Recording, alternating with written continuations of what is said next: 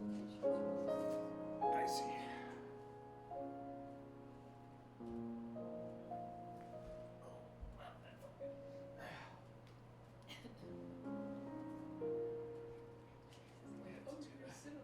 We have to do the clap thing. You know what clap thing is? Oh, sorry, dog. You're done. Go on. I'm scared to cut on me. A little It bit. makes it so you can sync the audio up. Post. Oh, very good. Now you can. Oh, see? Told ya. Come on. Get down. That's okay. You can stay, but they can't. Can't. Oh, dog's biting on me when I'm doing this. Just lay down, right? Okay. Ooh. We're recording. You ready? Why do you think you took up photography as an artistic hobby as opposed to painting or something like that? Well, I think I did paint, but I felt like I couldn't really capture what I wanted to capture when I painted. So I wanted things to be like more realistic and be able to capture the essence. But I felt like I wasn't doing that with painting or drawing. And even when I drew or painted, it was always very realistic, sort of like still life kind of art. And so many years ago, my dad gave me that old Pentax camera. And once I got that, it was just like, I can do more with this. And so that's kind of where I started with doing photography. That makes sense. I bet camera got me started too. Yeah. The Pentax. Kind of taught you how to use the f-stops and the how all the guts of the camera worked. Yeah. Yep. I'm not going to ask you questions about your childhood because it seemed like you were talking to Nicole about that. Oh, yeah, it doesn't make me happy to talk about my childhood. It wasn't, the only thing that was ever good about my childhood was the time that we spent at the ranch and stuff. So, growing up like the first 5 years there and then going back there every summer, that was important to me. So It was a really pretty ranch. it's a beautiful ranch, huh? Yeah. What tends to make you laugh the hardest? Jokes. I particularly like kid humor because they're so innocent, and they like when they say something funny. Number one, they're not meaning to necessarily, but it's like really funny because they'll make a statement that's just kind of off the wall or whatever. It's really funny. I like that. Besides your kids, what are you most proud of and why? Well, I try not to be a prideful person because I feel like I like to try to be humble when I can.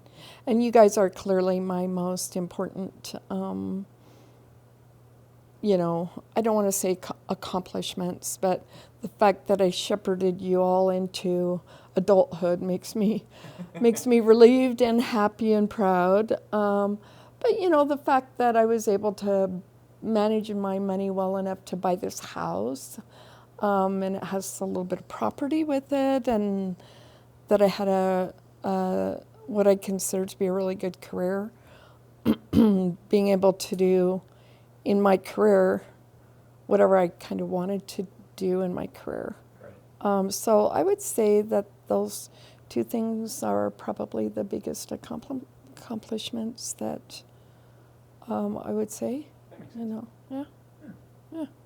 What are 3 pieces of advice you want to give your grandkids?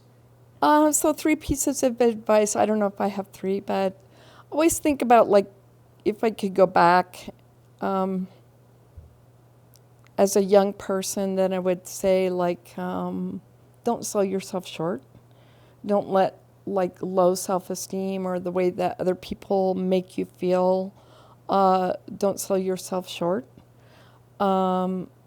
And so once you have some sort of a goal, don't listen to other people and stick to it. That would be one thing that I would say is like, don't let other people influence the way you feel about yourself. And then maybe the other part of that is then stick to your goals, even like when it's so crummy. You know, when I went to college, some of the classes that I took that I had to take like electives that I thought, this is a waste of time to take English literature, ended up being classes that I was interested in for the rest of my life. And now I love English literature and I love to read it. And so it's like, try to keep your mind open to new things and don't just dismiss them out of hand because you think they're stupid or it's not necessarily, and I don't need this. So keep an open mind about new things that you might learn along the way. And maybe the last piece is that the things that you do are not always zero sum. It's not like you get a degree, but it's sometimes the journey of getting there that can be so rewarding. And so if you think back on your life and you're in a hurry to do something, don't forget to enjoy the journey too, because someday you might look back and think, gee, I wish I would have paid more attention to, you know, when I was going to college and when I was doing this or that, or when I was on a trip somewhere, that it wasn't just getting to the location. Sometimes the most beautiful places are along the way. So that's something. Yeah. Do you have any advice for Addie when it comes to dating men or relationships? Boys. No boys. No boys. Boys. Nuh-uh. Boys. No boys. More boys. No more boys. More boys. More boys. No. More boys. No more daycare for you. I would say that I think that it's a good idea to maybe send your kids on group dates for a while first and let them go with groups of people so they're not alone with someone of either sex for a while until they're mature enough to handle it, because I feel like there's a lot of pressure. No offense to boys, but there's a lot of pressure from boys. I think it's that same thing, is like have your self-esteem and hold yourself up, and don't be in situations that make you feel uncomfortable. If you have an uncomfortable situation, you should leave it. Dogs or cats? Well, what do I have? I have a dog. I love cats. I love cats. No, I like my dogs. I mean, they're not always the best dogs, but I like them. Yeah. Do you have some favorite holiday traditions? Oh, you know, I love to put up the tree with you guys for like Christmas, and I like to see the faces on the kids when they come in and they see it, like, oh, you know, it's really cool and stuff like that. So I like that. I like to decorate the tree with you guys and bake with you, and I like to go to Lee Metcalf.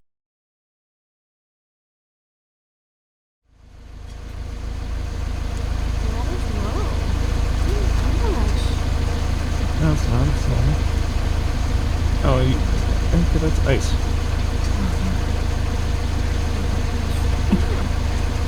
I seriously thought all that was like Lune. Stop being from California. I can't see. It looks like sand. Sand? It does. It doesn't look like ice. It looks like sand.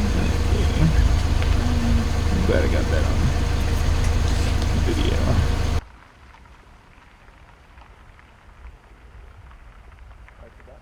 She's such a beaver. Erica. That's right. Want mommy to do it? Ready?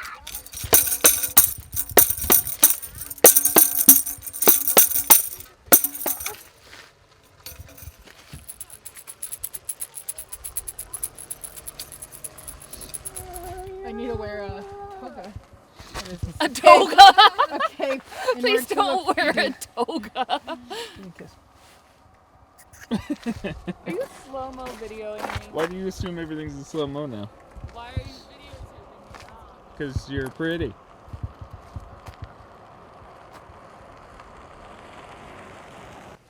Oh. Look at me. Look at me. Say cheese. Cheese. You gotta open your eyes, crazy.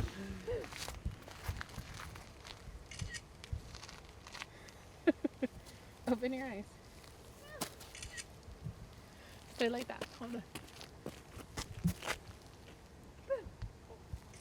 Say cheese. Open your eyes. Cheese.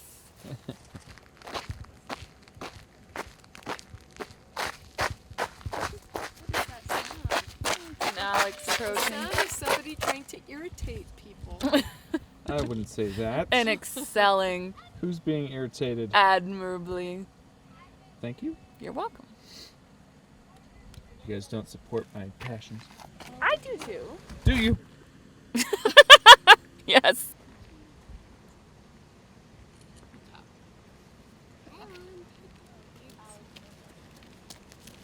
Don't trip and fall. Grandma, say cheese. Say cheese. Oh my god. Good job.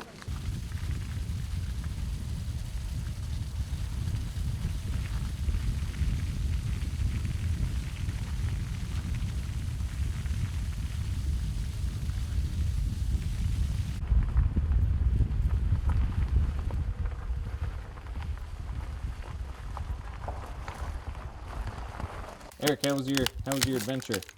Did. Is good? Yeah. What are you doing? What'd you do?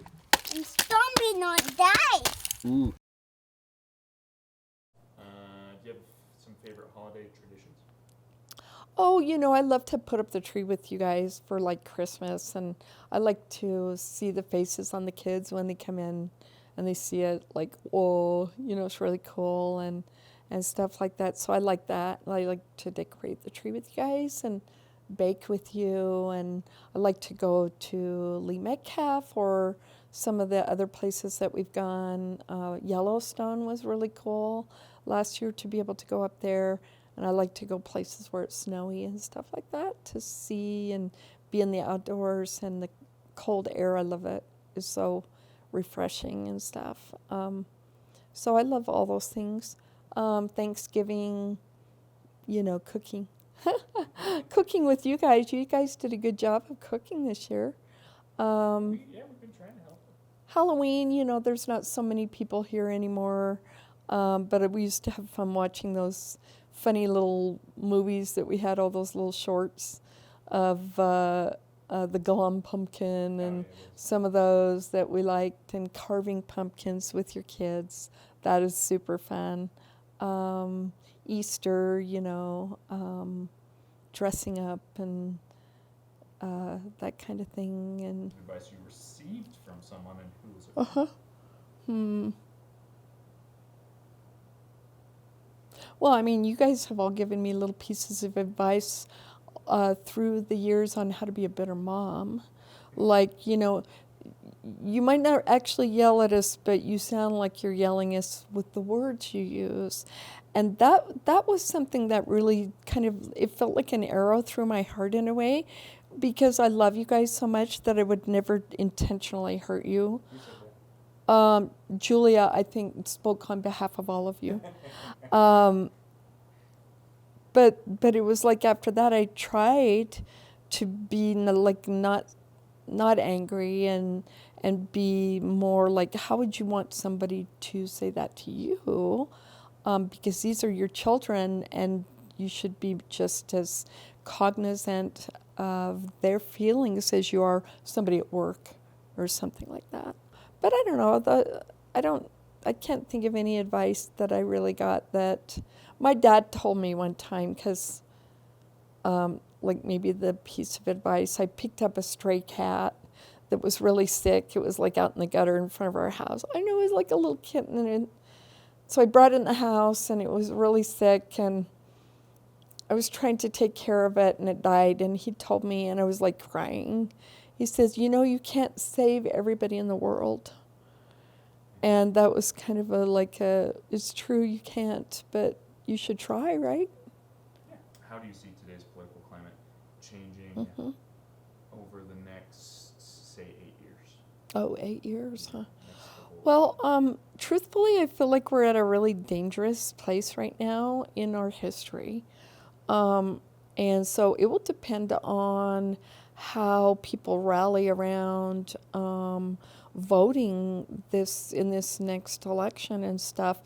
The problem that we have, and I don't know how this will be solved except for the entrance of the younger people into the political process, is like corporations pretty much own our elections and our politicians, and that became really apparent this past year, where you saw like the Russians giving donations and kind of laundering through the NRA, and then those people paying off these politicians. So I think we're at a really dangerous place, and I think you guys need to be really prepared to be active in the political process and not be lazy, because what I saw in that last election was a lot of lazy people, or people that were like, well, if I can't have this, then that's fine, and didn't vote. And now we see what can happen when that occurs. And so over the next 8 years, actually I think it'll be over the next 4 years, depending on whether this person is reelected or not, and how that goes. But you guys really need to step up. Somebody got real mad at me because I said, you millennials and you young people need to step up. We fought our battles when we were young. We fought those battles, and now we're refighting them, and so it's time for you guys to step up. He's like, well, why would you tell us what to do? It's like, because we're going to die, and then you'll have to do it. I'm with you. Okay, what store do you like to shop at most? IGA. I love to go in those Western stores, not like what am I trying to think of, like Murdoch's, or I love to go in there and look at all the farm stuff. I know that seems silly. That's cute. But I love to go in there. I like going to two stores, not for shopping, for the smell. Shoes and tire stores. It's true. Every time I go into a tire store, I know, it's something about that, isn't that weird? Fresh rubber is just... Yeah, it's really good. And so I think that Murdoch's is actually a little bit like that, because they have all different, then they have feed, like animal feed and seeds and stuff like that. And then when you can go in there, when they have the baby chicks and the baby ducks and stuff, it's like, yeah, so those are my favorites, I guess, yeah. Yeah. What's the airspeed velocity of an unladen swallow? English or African? African or European? Oh, sorry. Damn it. Okay. Which historical event in your life so far has had the biggest impact on you? Well, and I wrote down some stuff in the book. There were a lot of things. JFK was assassinated when I was really pretty young, but I was certainly old enough to understand what was going on. And I can remember I was actually homesick that day from school. I was like laying on the couch watching TV, and they broke in with the news thing that said he'd been shot. And we had a little housekeeper that used to come in, and she'd come in, and she was crying, sitting next to me on the couch crying, and I didn't really kind of understand what was going on that way. It's like, well, he got shot, he could be okay. I didn't know at that time. But then I remember like my dad coming home early from work. They let the people from the test site go early, and him coming home, and he was a what would you call a voracious Republican. He hated the Kennedys. They were criminals, but he was crying. It's like, that was like a change for everybody because like, that hadn't happened before, and you were sort of in this thing, like, he's such a young person, he had like a tiny little family. I can remember watching the funeral on TV and seeing his little boy saluting. He was like 3 years old, and I can just remember just crying because of the little boy. You know how awful that was. That was just so terrible. You know, that had a big impact on me. The other thing was the civil rights movement, and you know that we weren't free from like the rioting and stuff. There were riots in our school, and I can remember driving my car. So this time was 16, so it would have been 1969, sort of like not necessarily the peak of it, but some of it. And there was still rioting going on in Las Vegas, and so I can remember driving my Volkswagen down this street past our school, and there were black kids on one side and white kids on the other side, and they were throwing rocks and fighting and stuff. It was sort of terrifying, and watching it on TV. And I can remember watching the march across the bridge in Selma and seeing what they did to those people.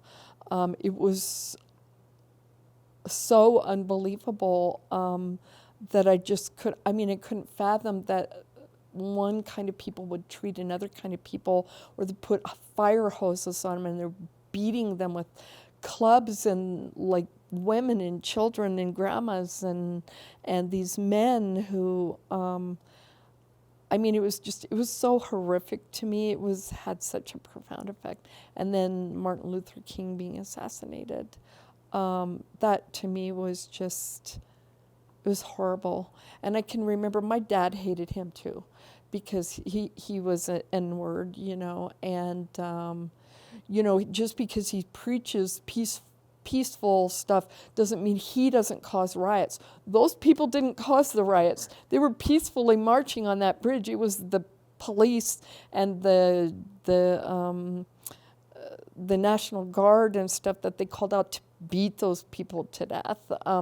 And they killed civil rights workers, and they had to escort those little children into school to integrate schools. And some of the things that he would say, it was just like, I knew from a really young age that was just wrong. And it was interesting how the people in my family, even though some of them were Republican, they were never disrespectful or against civil rights, like Uncle Hugh, for instance. My grandparents, the Duncans, were not that kind of people. They never said anything. They never used the N-word. They never would have argued against that. But on the Lysick side of the family, they were just horrifyingly racist and sexist and everything else. And so, but I always felt that was just wrong. I could feel it inside from the time I was a little kid. So it's interesting, people say that you learn that from your parents, which certainly could be true, right? But I always felt that was wrong. So. Of the animals we've had, who's your favorite? Oh, I loved Annie. Oh, yeah. Yeah, I loved Annie. I loved Tweety Bird. Tweety was just cute. I really love these little dogs. Yeah. And I know that they're really obnoxious and stuff, but when you guys are gone, they're actually so good. This is what they do all day. Chessa hardly comes out. He sleeps next to me on the couch while I'm watching TV.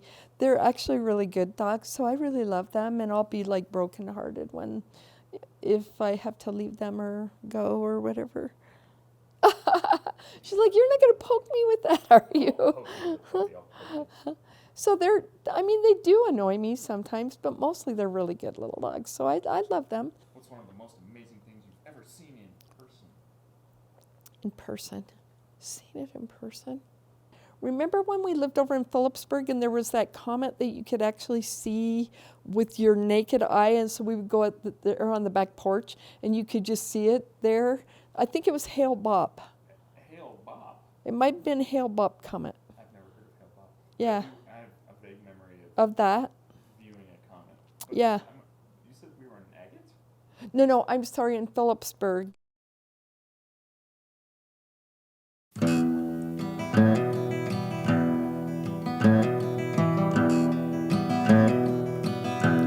My name is Bob Fudge. I was born in Texas, Lampasas County, back during the war. Smallpox and Comanches took most of my family, left my poor mother, my brothers and me. So I headed north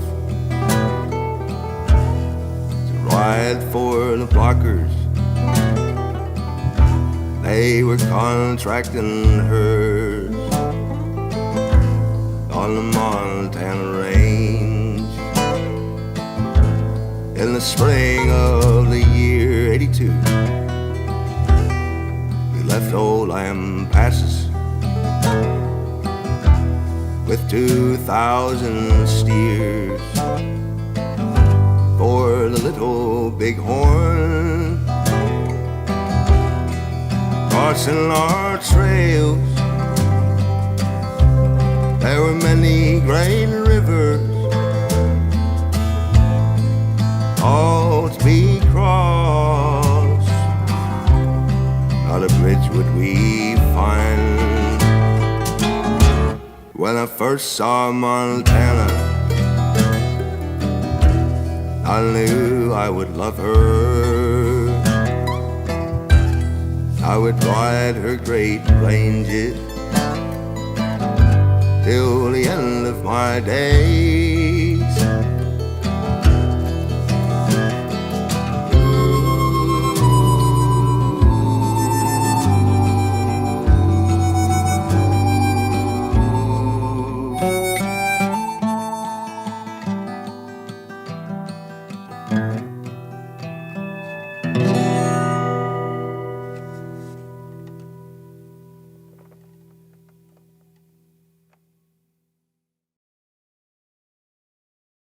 And I did get to see that comet. Remember when we lived over in Phillipsburg and there was that comet that you could actually see with your naked eye? And so we would go out there on the back porch and you could just see it there. I think it was Hale Bopp. Hale Bopp. It might have been Hale Bopp comet. I've never heard of Hale Bopp. Yeah. I have a vague memory Of that? viewing a comet. But Yeah. You said we were in Agate? No, I'm sorry, in Phillipsburg. I think you said Phillipsburg. I Yeah. said Agate. Yeah. In that little house on Pearl. What are the first signs of spring, and which is your favorite? I think we know That's a what this Julia is. question. So she knows the answer to these. I always get them mixed up, She just wants it documented. maybe. So like, I've come to realize this over many years here. So it's the calves.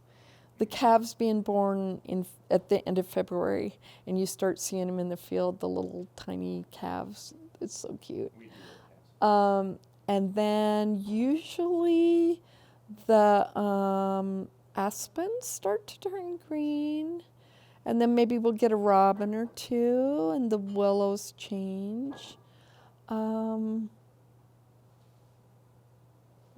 Those are pretty much the ones that I always tell her, look, they're starting to turn. Yeah, I think she So, said that. yeah. She thinks it's cute. Aw. That's what her and I always make a joke with you. Whenever you see water with ice on top of it, Oh. it's a compulsion to say, "Brr, that was Oh so my cold." God, that looks so cold. When we were driving over to Phillipsburg, did you see that one creek? No. Flint Creek? So when you go into Drummond and you turn and you go across that bridge, those small creeks down there were all just frozen solid over the top. And that doesn't look as cold to me as when there's big chunks of ice floating in the water, though. So then we went over the creek and there was a bunch, and I'm like, she's like, don't even say it. I'm like, oh my God, it looks so cold. Yes, it does. It looks so cold. What personal trait has helped you the most in your career and personal life? That's kind of a mixed bag because my OCD, and I don't have it really strong, but it's there. I mean, I saw a therapist for a while, and she told me that you have mild OCD, but you've learned to harness it for your own purposes.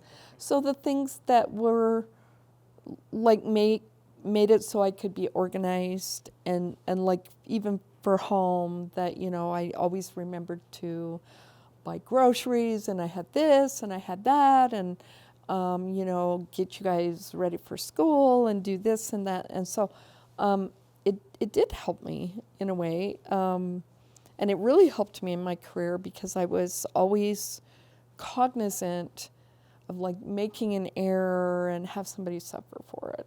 So I think the OCD has been both a help and a hindrance because it also makes it so like, I don't want anybody in my kitchen cooking in there and, no, you have to do it this way. And it's just like, makes me so anxious if somebody doesn't do it the way I want it to be done. And then I know how annoying that is to other people.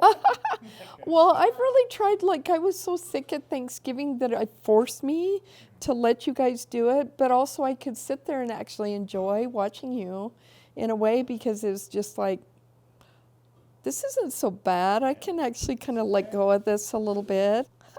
Okay, last question.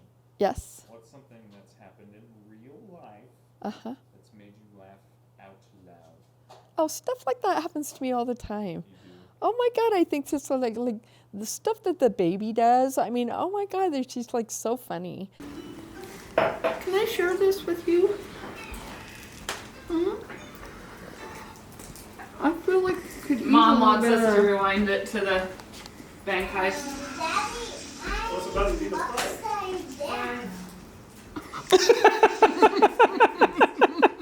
What you do? You can watch it. That's really funny. And Eric is hilarious. I mean, some of the stuff that he says is just so funny. Show Grandma. Show Grandma. Show Grandma the way.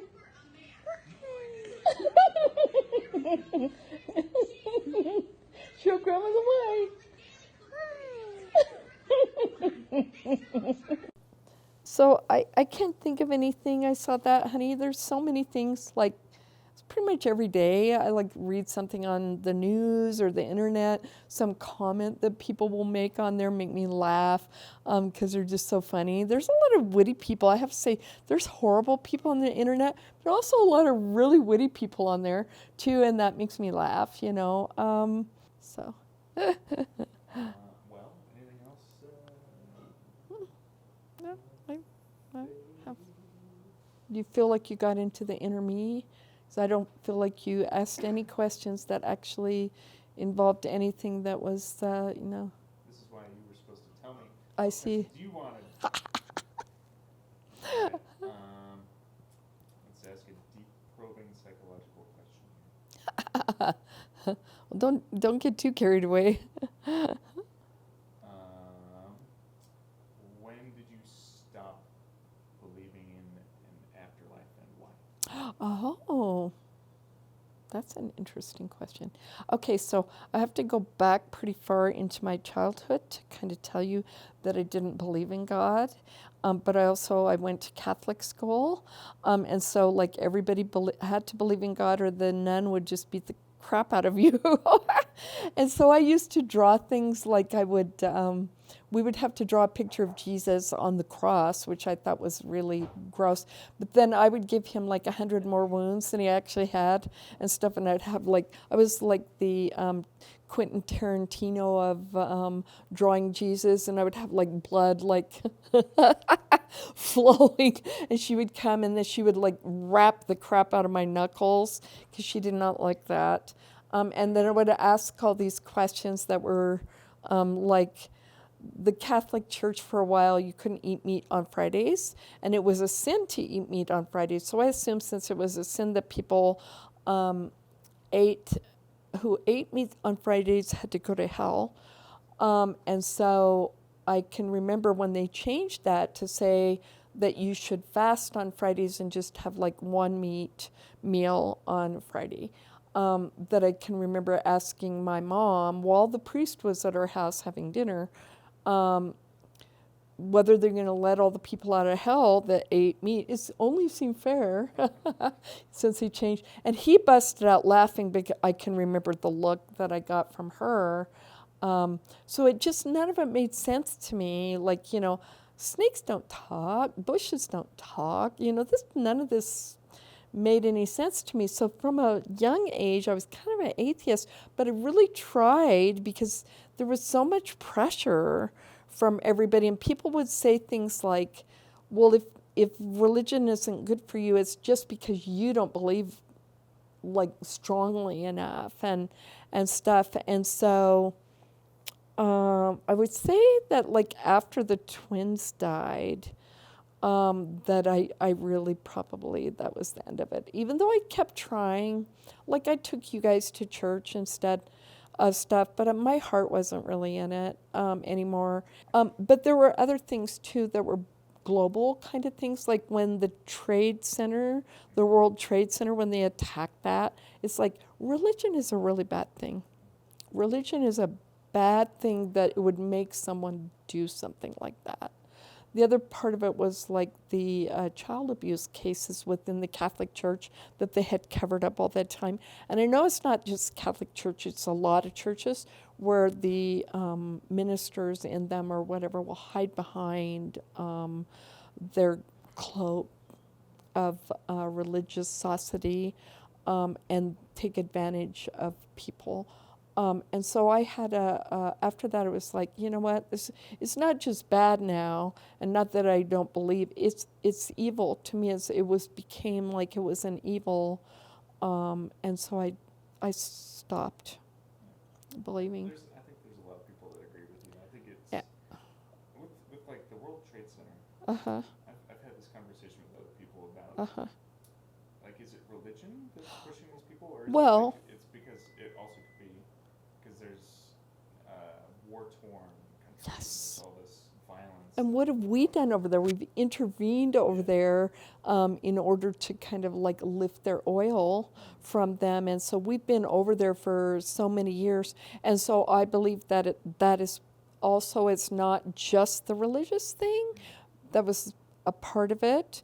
But also, I believe what you said is that it was a retaliation against us for what we've done over there for many years.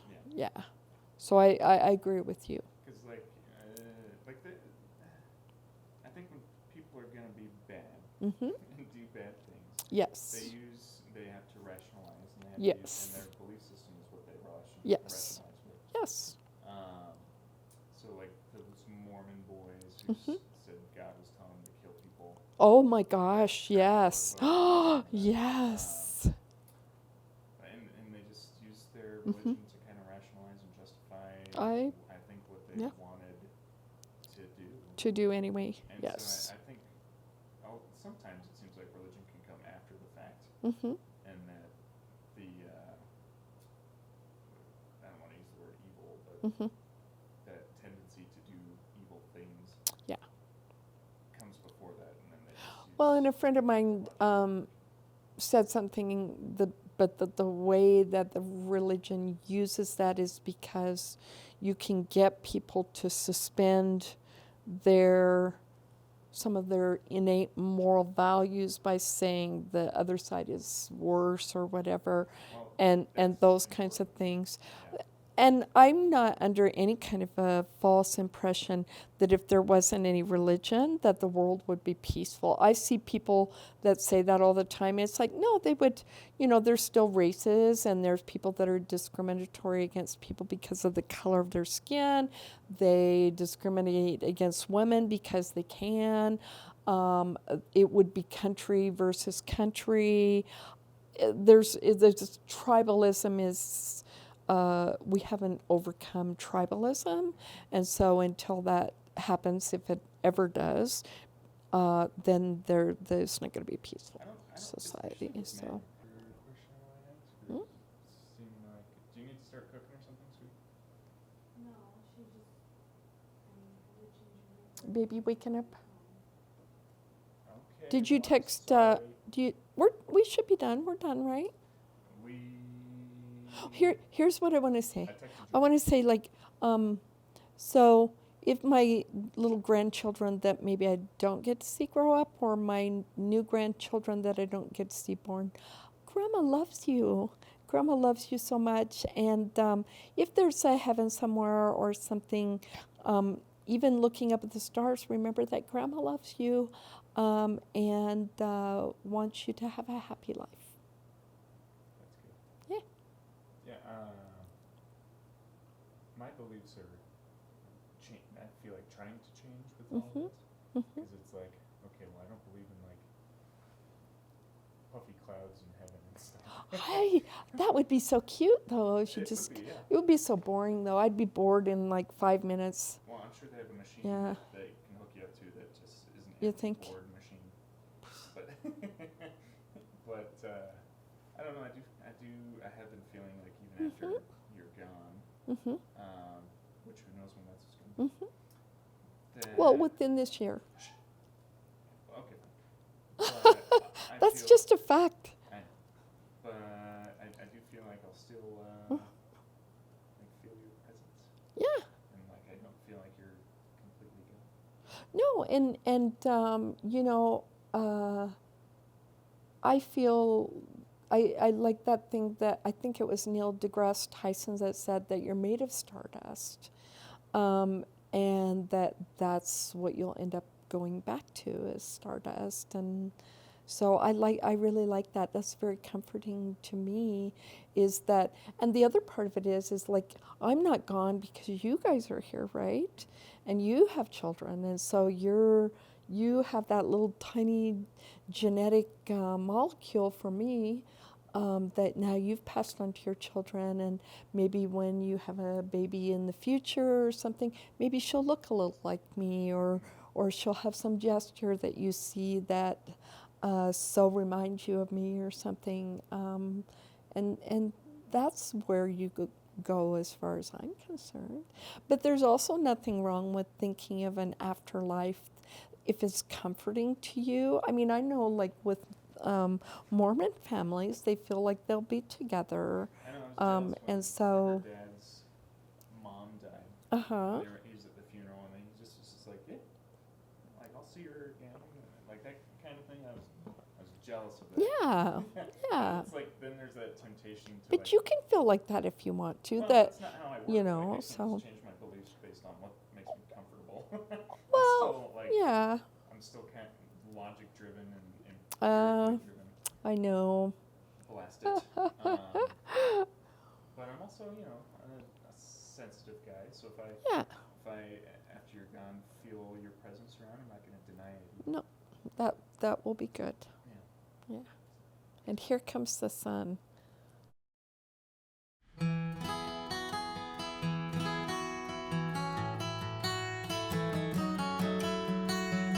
Here comes the sun, doo-doo-doo-doo. Here comes the sun, and I say it's alright. Little darling, it's been a long, cold, lonely winter. And little darling, Baby squeezes. it feels like years since it's been. Another. Here comes the sun, doo-doo-doo-doo. Here You know, comes Grandma the sun, has loved and and I hugged so say many babies. it's I alright. just love every one of them. Every hug is like a gift. You know why? Because they don't have to give you it. You just get it because they want to do it. It feels like years since it's been here. Here comes the sun. Oh, Here comes the sun. what's that? It's alright. What is that? Yeah, Scott?